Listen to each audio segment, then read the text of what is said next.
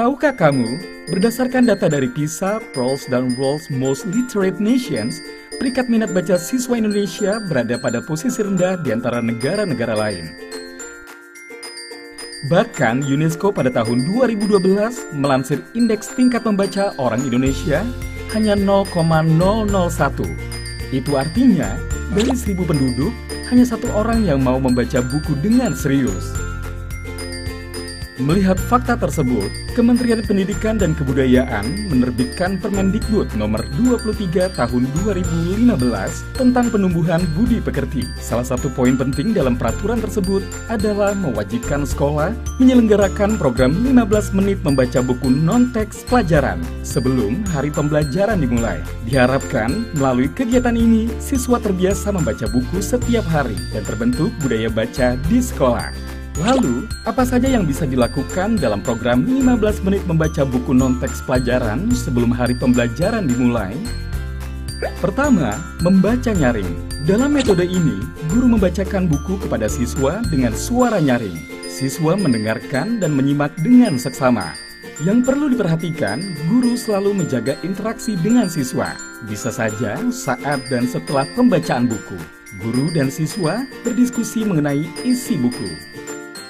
Kedua, membaca mandiri. Ketika waktu 15 menit membaca tiba, siswa dipersilakan memilih dan membaca buku yang disukainya. Guru mendampingi kegiatan membaca ini dengan turut membaca buku pilihannya. Ketiga, membaca bersama. Guru membacakan buku kepada siswa, di mana keduanya memegang judul buku yang sama.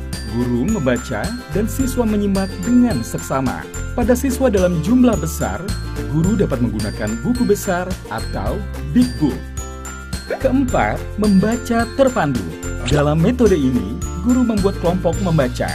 Tiap kelompok terdiri dari 4-6 siswa. Guru memandu siswa membaca bacaan yang sama.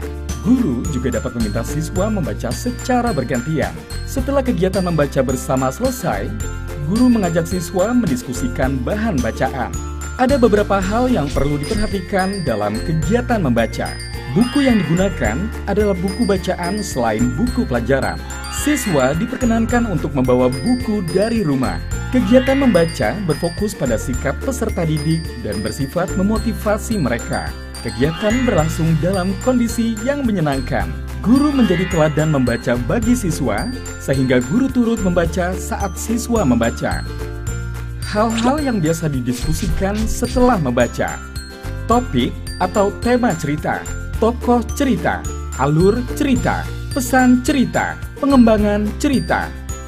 Agar tercipta budaya membaca, lingkungan sekolah harus kondusif bagi kegiatan membaca siswa, yaitu mendekatkan mereka pada buku dimanapun berada. Sudut baca, lokasi berada di bagian belakang kelas. Menyediakan buku-buku fiksi dan non-fiksi. Dihiasi poster kampanye membaca. Dapat diperkaya oleh buku yang dibawa siswa. Dapat berupa bacaan koleksi perpustakaan yang dirotasi secara bergilir. Pojok literasi. Dapat dibuat di kebun, halaman, kantin, koridor, area tunggu orang tua, serta area lain yang nyaman dan mudah dijangkau siswa. Dibuat aman dan menyenangkan dengan meja, kursi, dan atap. Koleksi buku dapat disimpan di rak beroda agar dapat dipindah-pindah dengan leluasa. Yuk, sukseskan program 15 menit membaca buku non-teks pelajaran sebelum waktu belajar dimulai setiap hari. Semoga gerakan ini menjadi momentum bagi siswa Indonesia untuk membiasakan diri membaca dan menjadikan membaca sebagai kegiatan yang menyenangkan.